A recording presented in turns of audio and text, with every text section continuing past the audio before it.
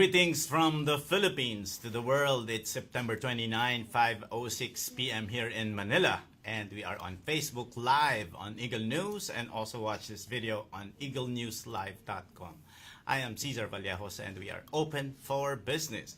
Join me discover the latest news and information in business around the world. Stay ahead of the curve from vision to action. Our topic today is something that no business, even the small ones, cannot escape. And even consumers who are not directly paying it are feeling the brunt of it. It is the Tax Reform for Acceleration and Inclusion Law, or the TRAIN law. It exempts minimum wage earners from paying personal income tax, broadened the tax base, and increased excise taxes. The implementation of TRAIN is expected to generate 130 billion in government revenues, which will be used for the Duterte administration's Build Infrastructure Development Program.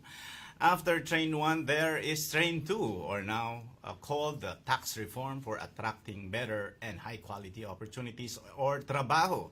TRAIN 2 will reduce the corporate income tax rate from 30% to 25%. Expand the tax base by 0.75% of the country's gross domestic product, simplify tax rules for corporations, repeal special laws on investment tax incentives, and amend the Tax Incentives Management and Transparency Act. As we see it, there is no stopping the train. This afternoon, we are privileged to have in our midst an expert on taxation, a tax advocate which earned him the title Philippine Tax Whiz, who will inform us where the TRAIN 1 and TRAIN 2 now. What is so far the impact of these tax reforms and how businesses are affected and will be affected?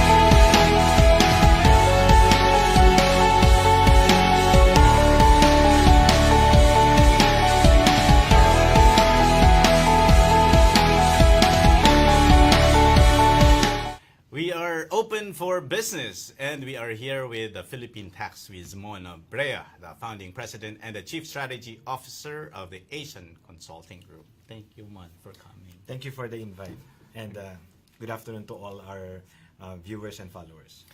Okay, we heard a lot of things already about TRAIN 1, and now there's TRAIN 2. And then we also heard one of your suggestions, which is to abolish the BIR. But maybe before we go into the other details, where exactly is TRAIN 1 now? And based on your assessment, what is the impact to small businesses, businesses, and the general consumers? Actually, let us not forget that the Duterte administration adopted a comprehensive tax reform program. Meaning this does not end with lowering personal income tax or with imposing any new taxes for that matter. So regarding your question on TRAIN 1, which is part of the comprehensive tax reform program, which is TRAIN 1, 1B, 2, 2 plus, 3, 4, so and the list goes on. So the TRAIN 1 is now facing a lot of challenges, primarily because of the inflation. And the BSP has already made a pronouncement that the inflation will further increase from 6.4. I think they are projecting, they are saying that it will be around 6.8%. So it's even higher than, contrary to what the economists, the analysts were saying, that it will slow down or go down. Well, which is exactly my question, Mon. Is inflation caused by train, or was it just a contributing factor? It is a contributing factor. That's why we are now calling for a serious review of the provision to suspend the excise on fuel. Because it is already in train law. It's not something new. This is not like opposition asking the government to stop the train. No, there is a provision that clearly states that if the price of the barrel will increase to $80 per barrel, the price of oil in the global market, then there is a need to review and suspend the excise on fuel. So we are looking, that's very realistic in the coming days. Yeah. In fact, even the proposal of Senator Bam, who's obviously part of the opposition, that we also consider inflation. Given the experience, you know, the thing with tax reform, a lot of experts will say their piece, but no one is really expert as to the ultimate impact of any new tax or any change in the tax system. So the world is looking at us right now. So rather than explaining and being defensive, let's work together. Because ultimately, we will all benefit if this tax reform will be implemented properly. So if you ask me where is the Train 1 stand right now, it's facing a lot of criticism primarily because of lapses in implementation, not on the law per se. I believe in the purpose, in the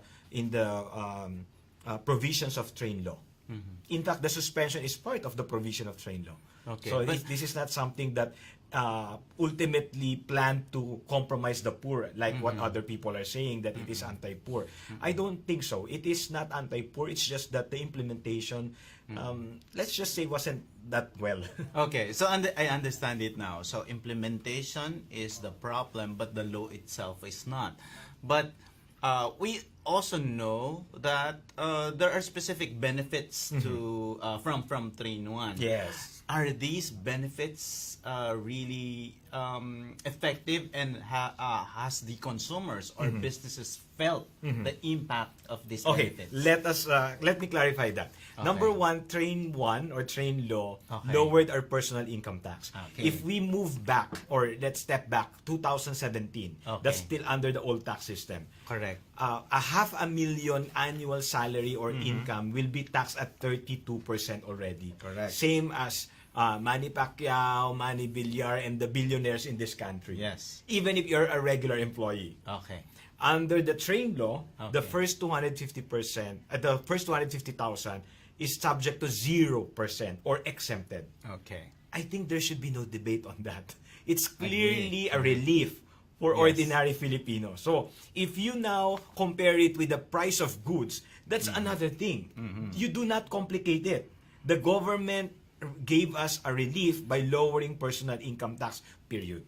Okay. Now, as to the offsetting measures also adopted by the government through train law, that is something we can discuss now. Because it's also our position from the very start that we do not subscribe to the fact that if we lower or remove one tax, we replace it with another tax. Correct. That's not also our position. Our position from the start is if we lowered our income tax, we have to make sure we invest in modernizing our administration, BIR, customs, in general.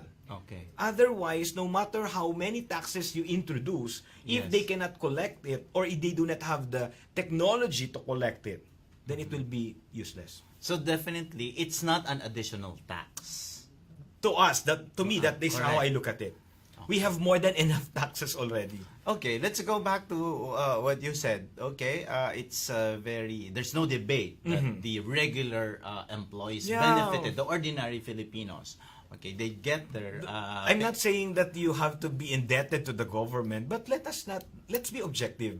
Train 1 lowered our personal income tax. If the opposition calls for the suspension or removal of Train 1, that means returning our tax savings to the government. We do not want that. So I think the argument there really is how effective these offsetting measures are. Because in Train 2, there's another offsetting measure. So that's where we keep on discussing improved collection, modernized BIR, stop corruption, deal with that. Okay. Let us not set it aside. Because the position of DOF is tax policy reform cannot be hampered or cannot be compromised by issue of administration. I beg to disagree. Tax policy reform should be complemented, supported by tax admin reform. Otherwise, any intelligent, brilliant policy reform will be put to waste if the one who will implement it can hardly understand and collect more taxes from it. Okay. Before I ask you about the offsetting measures, Yes. because you were telling me about offsetting measures, there are some regular employees that, of course, they get a bigger paycheck once they receive their salaries every 15th or 25th or 30th.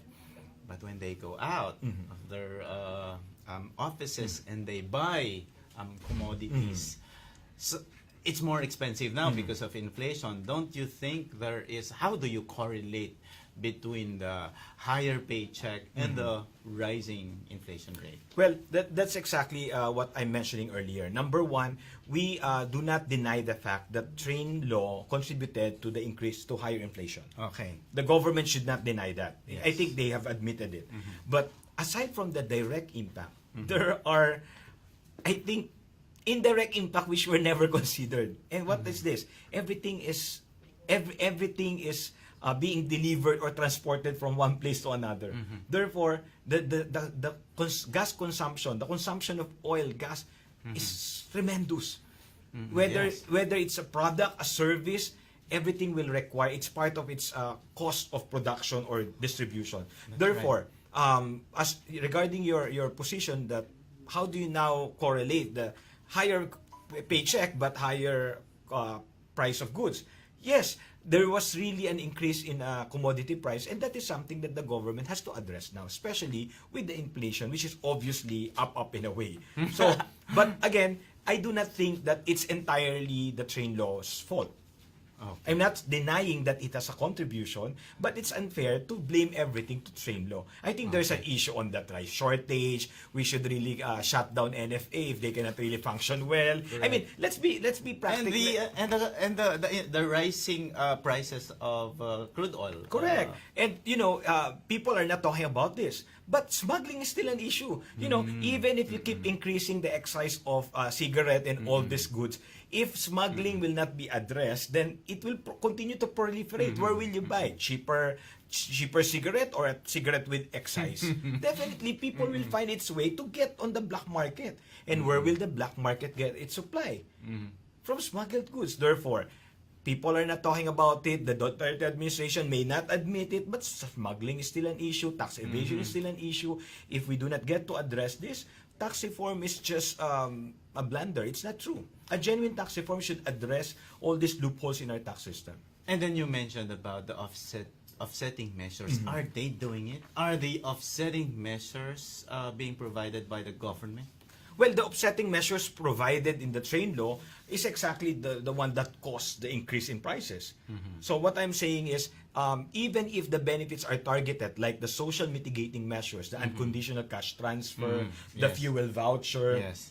the discounts, at the end of the day, if you cannot control prices, you're just giving them few pesos, but they still need more. So it's important that the economic managers will have to deal with it on a long-term basis, not just to keep us quiet because we are criticizing it. But with the economic managers, are they really responsive as well on the mitigating measures? Because there's a lot. And are they responsive and they are providing it right on time where the problem is occurring? I think DOF has done its part, but as to other implementing agencies, I think there were really lapses. Like, for instance, DSWD were not able to implement or release the unconditional cash transfer. The OTR, for that matter, released as well the fuel vouchers a little bit late. So, for poor people, every 100 peso, every peso counts. Very important. So, one day delay is like a matter of life and death. And I think that's something that was ignored or not prioritized by the government when they implemented the train law. January 1, oil prices started picking up. But the unconditional cash transfer started being released sometime March, April, July. Correct. Then until now, it's not yet completed. So my point here is we have to be extra careful with offsetting measures. When I say offsetting measures, new taxes to offset the lowering or to recover revenue losses that the government is estimating because they are giving because they're lowering personal income tax. And for Train 2, they are lowering corporate income tax. Okay, before we go into the Train 2, okay, which we'll just pause for a break, but my question, Mon, is that if you rate the implementation of Train 1, 10 the highest and 1 is the lowest, what's its mark? Well, to me, the social mitigating measure and the response to the impact to inflation is very important. I will rate it 6 because I really look up to it. In fact, I'm being blamed even by my mom, my friends, even by our employees because of the increase in prices. That's exactly what hurts people. They cannot understand GDP. They will not understand the credit rating. What they will understand is where their paycheck will go. Will it sufficient or not? Open for Business will return. Stay tuned. Stick with us. We're back and we're open for business. With me is the founding president and chief strategy officer of the Asian Consulting Group. Mon, some consumers were traumatized by Train or its negative view. Is this the reason why it was renamed to Trabajo, which means tax reform for attracting better and higher quality of opportunities? I think so because there was a threat that our foreign investors, our locators, will pull out their investments and leave the country once the rationalization of fiscal incentives gets implemented. Okay. But to me, that rationalization, I think is more than 10 years old already. I mean, the proposal to rationalize the fiscal incentives. Again, lowering the corporate income tax should really have nothing to do with the rationalization. I understand the position of the government. Don't get me wrong. I know that they're trying to recover what they will lose from lowering the income tax. Correct. And it's hard to rely on the administration who's like more than 100 years old and whose employees are like really old to change and to really cope with all these technological advancements. But it's unfair for taxpayers, especially for us regular taxpayers who never had a choice. Like for instance, for Train 2, the Trabajo, lowering corporate income tax will benefit 99% of the registered corporations in the Philippines. Okay, which are basically the small and medium enterprises. Which are paying 30% corporate income tax because they don't have any incentives. Okay. Therefore, who are these industries affected by the rationalization? They're less than 1%. I understand they're huge. But you cannot ignore the fact that the 99% for the longest time are paying 30% without any complaint. Probably they're not declaring all their income like most of us are guilty of. But you do not discount the fact that they are supposed to be the one benefiting from Train 2. Now, the rationalization, DOF is trying to present it in a different way, but it's an offsetting measure. You try to rationalize the incentives so that you collect more from these locators, from these foreign investments who have been getting all these incentives forever. Sabi nga there's no deadline. Everyone is getting a tax incentive or holiday for until end of time. Why, man? How much in terms of tax incentive are they getting? Like if we talk about these incentives, these are the ones who are based in PESA, Yes. how would they call it? Economic zones. Yes, they presented like 300 billion losses because of the income tax incentives that they have extended.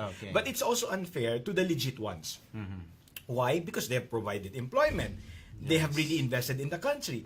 Then what's where am I coming from? Number one, I do not want the lowering of corporate income tax to be compromised by the fact that it's hard to rationalize the fiscal incentives. I mean, do not delay it because it's long overdue. It's like the personal income tax.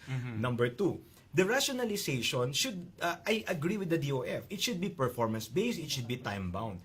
But every industry that will be affected should really work now with the legislator so that all their inputs, all their complaints, all their numbers will be considered. Because, I don't know what Congress did. They were able to pass it like they were passing whatever law. But anyway, my concern there is, I do not want the lowering of corporate income tax to be derailed or delayed just because the rationalization will face a lot of criticism or issues.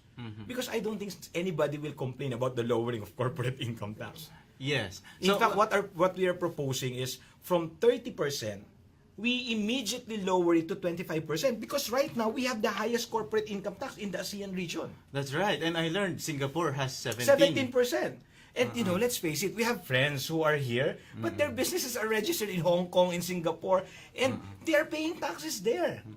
In short, we are not competitive. So how do we fare in with our we need to Asian immediately neighbors? lower it to 25. Then But the plan now is basically every 2% every 2 years. every 2 years Co- until com- 2024. 24. But that's compared to what DOF proposed, which is for every collection from the rationalization, there's a percentage, then they will try to lower it by 1%. Of course, I do not agree with that. I do not support that. I support the lowering, but to me, let's make it simple, especially for businessmen. You don't want to face so much uncertainties when it comes to government regulation and taxes. So you want to know how much taxes should I pay? For foreign investors, they need to compute already how much taxes should we pay if we invest in the Philippines. So from 30, my suggestion, next year make it 25.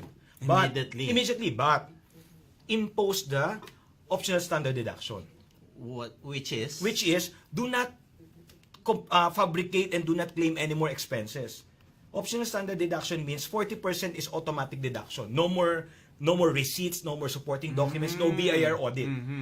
What's my point? A lot of these corporations are not declaring correct taxes.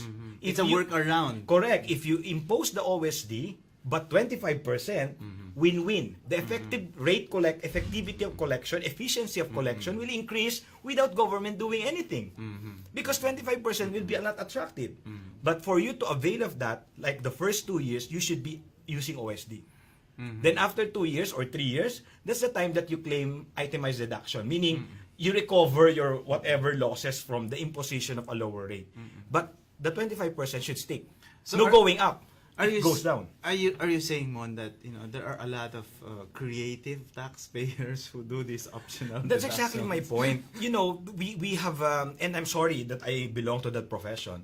We have a lot of lawyers, CPAs, if not all, majority of them, and some of them are even legislators, who have not paid their taxes and who have contributed in allowing their clients not to pay the right taxes. And look at the tax evasion cases. BIR is not winning any case. Why? Because the taxpayers get a good lawyer. They're getting good lawyers, and BIR cannot even defend their assessment.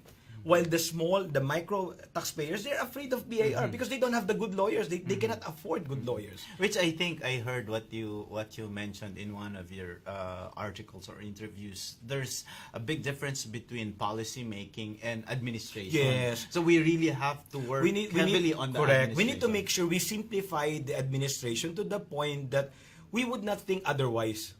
We just pay taxes. We make it available like through mobile phone, through online, that you don't need to hassle yourself to get a bookkeeper or a fixer or a messenger to file taxes or returns. Make it too easy that you will feel guilty if you still don't do it. Or if you violate the law, you go to jail. Have you heard anybody who went to jail, who was put to jail because of not paying taxes? Nada. They even go to Senate. So my point is, we have to make it simple, like what the administration is saying, simpler, fairer, and more efficient. I hope it's true that we're really after making it really simple, fair, and efficient. Because at the end of the day, policy should be complemented by an efficient administration with an honest taxpayers. And honest taxpayers will not just come after 2 decades. I mean, you have to create an environment that will encourage honesty, that will incentivize paying the right taxes rather than paying under the table, which is the norm right now.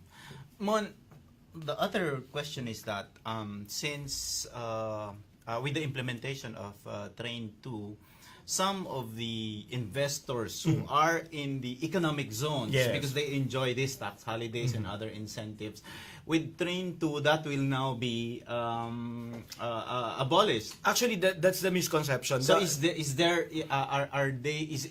that contribute to them leaving the country and doing business somewhere else? Okay, the position of the DOF, which I support, is that they are not exactly removing the incentives. Okay. Number one, they just want to make sure that all the incentives given are justified and that it has a sunset provision.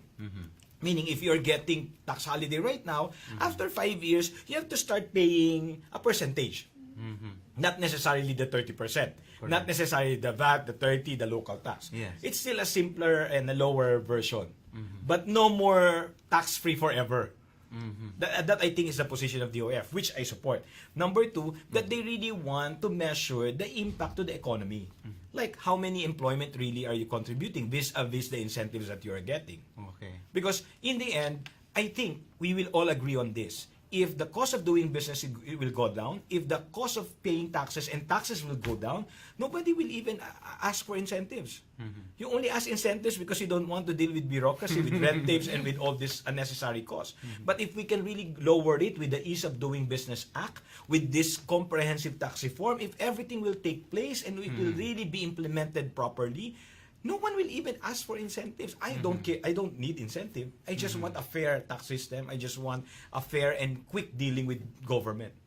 I don't want to keep queuing and getting a friend and asking who's the mayor, right. who's the commissioner, who's the whoever. No, we should not be doing that. One click, then we should be able to process whatever we need with the government. Correct. And is it also true, Mon, that this will somehow lessen or abolish the inequity between the ones who get incentives? Because right now, they, I think the data shows that there's they pay about 6% and then 13% compared to, as you said, the 1995 or 99%. Is that will inequity Correct. really be abolished or Correct. removed? Yes, I think that's also the direction of Train 2, that it will set the playing field more fair, equal to whether you are a startup, a local, or a foreign player in the country. Because in the end, as long as doing business will make it more profitable for you here in the Philippines, then whether you are local or foreign, you will just choose Philippines. It doesn't matter whether you get incentive or not, because you know that the bureaucracy is not that of a problem, or doing business is not that costly. I think it will still attract foreign investors. But again, that rationalization should really be taken up carefully with the concerned locators and foreign investors, meaning with their church chambers, etc. Let us not disregard their sentiments, because Correct. whether it is emotionally loaded or not, they put money in our country. Let us not just Agree. act as if we don't care. No, we care because they trusted, they They're risked their providing money jobs. here. Yes. They risked their money here. So I guess it's important to hear them out. And for the senators who are now deliberating Train 2, they really have to get all the inputs from different sectors. And let me just acknowledge the Senate Ways and Means Committee. They got our inputs already. We sent them a detailed commentary, and it's really geared towards modernizing tax administration. I am really more of that. I think before we finish the Train Law 1, 2, 3, 4, it's important that we keep on increasing the provisions on tax administration. And that includes exempting them from salary standardization, and ultimately the House Bill 695 of Speaker Gloria Macapagal-Arroyo, which is the overhauling of BIR. I am not calling for BIR to be abolished. There's a bill. Okay. I am just talking But you about support it. But you support I support every option that will improve our tax system. Okay. Okay. That's good enough. That's fair enough. Yeah. And is it true that with this trabajo, it will really provide incentives or job opportunities? How will it provide more job opportunities? I was listening to the last Senate hearing, and it's kind of confusing though, because Dole is saying that there will be job losses. So I think the economic managers should really discuss this among themselves. I am not here to criticize their job. Okay. I'm saying I'm also confused as a tax advocate, because that's not, my job is not to count how many people will lose their jobs. But if they're saying it's a trabajo bill, meaning really providing employment, then they have to counter the position now of Dole, which they were saying that there will be job losses, and that's a serious concern. Because I think the renaming is a political positioning. They call it trabajo instead of Train 2 because of the criticism that big locators leaving the country will mean loss of employment or job losses. Exactly. Yeah. So, okay, Mon, the show Open for Business really supports entrepreneurs, small businesses. Yes. So if I am an owner of a new business, as a tax advocate, as someone who knows the ins and outs of taxation, what is your advice, or how will small businesses, small and medium enterprises prepare for this tax reforms? Okay, to me, it's do your homework. Meaning, rather than just getting a consultant or a lawyer or an accountant right away, you try to read up, you try to really understand what's happening, because ultimately, whether you are growing your business or you're about to start your business, all these numbers, this tax increase, decrease, new, old taxes will hit you sooner or later. So do your homework, really assess how you feel about it. Are you okay with 30, with 25%? Or is your option really in the Philippines, or you consider also branching out in Hong Kong or in the ASEAN region? You really have to know. That's why we are positioning ourselves as tax hub for SMEs in the Asia Pacific, because it's not fair or it's not wise to be unmindful of these things because you are just passionate about something.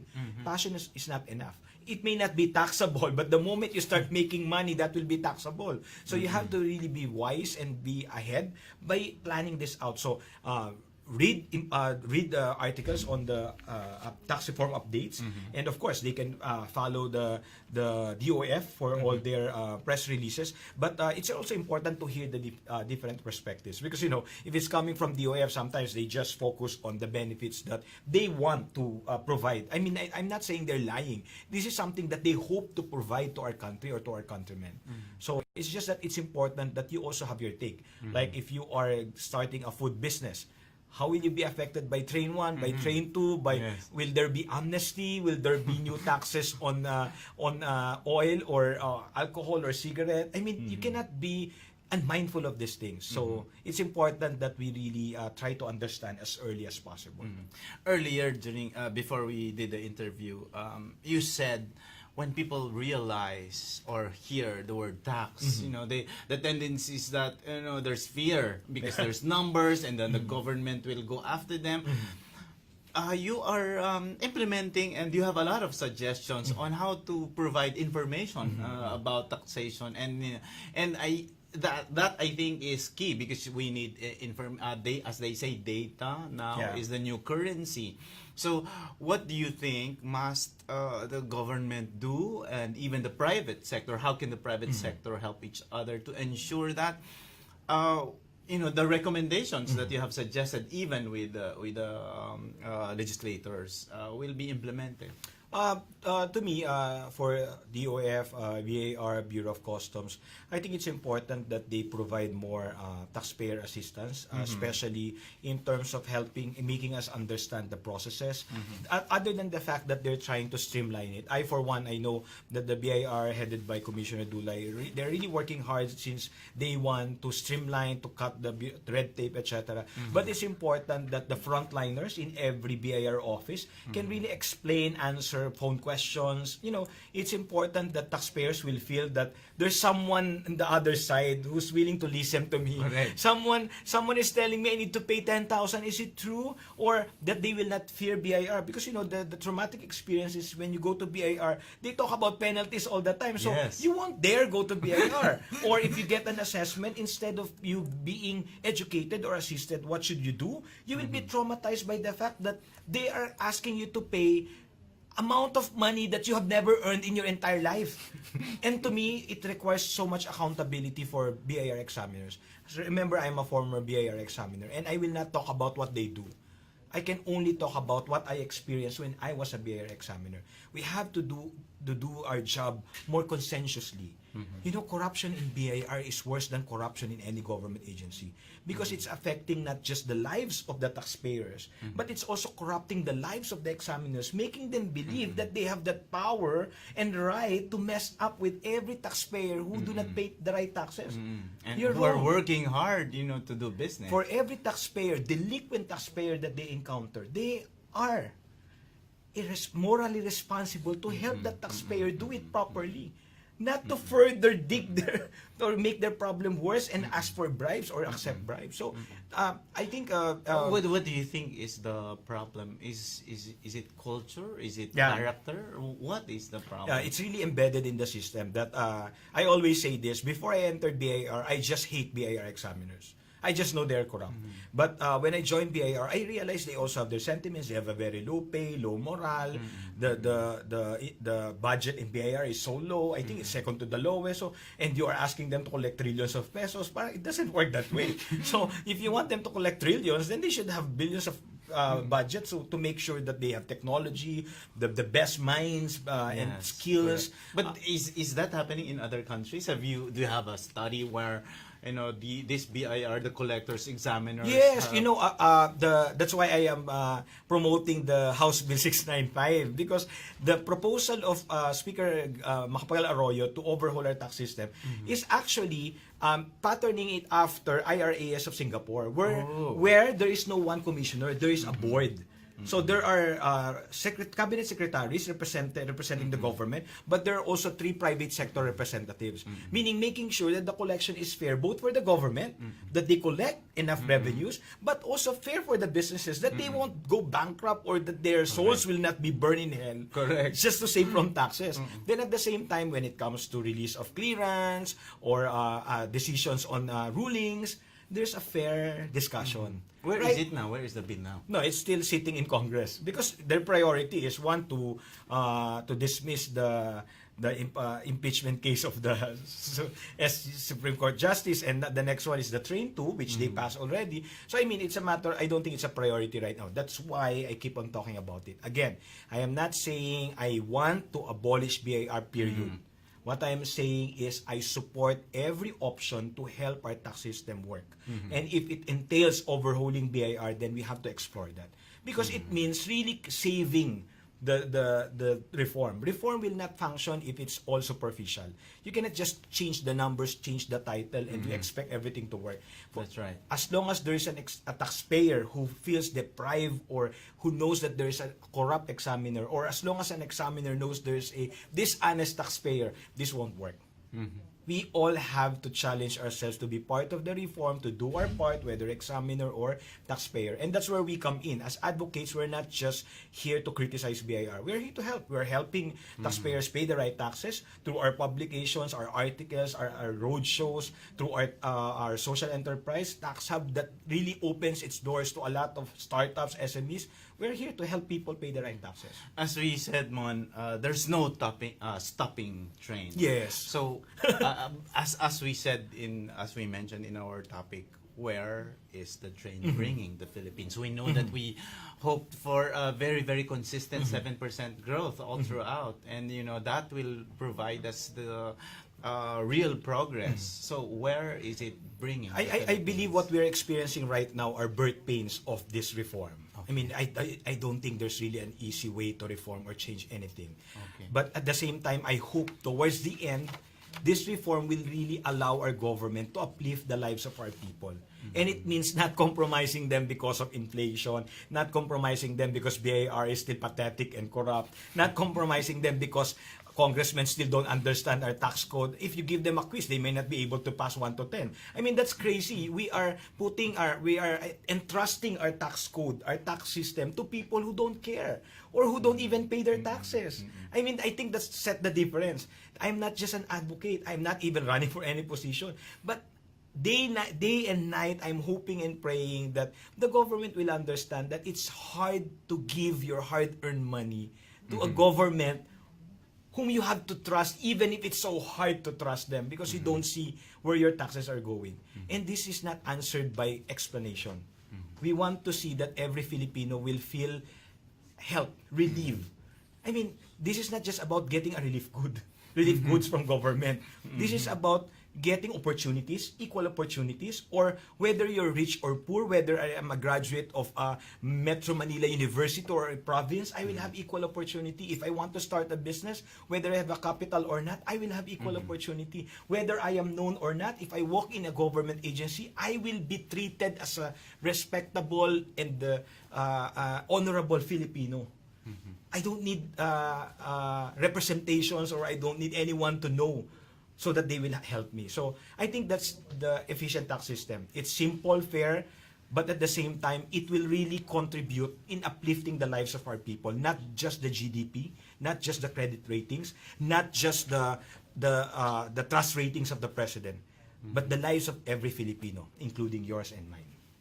Thank you very much, Mon. That was a very, very insightful interview, and we hope to have Mon back here in the show in the future, in the very near future, as he will provide us more information about Train 2, and the other tax reforms of the country. Open for Business will be back. Our term of the week and our quote of the day when open for business returns. Stick with us.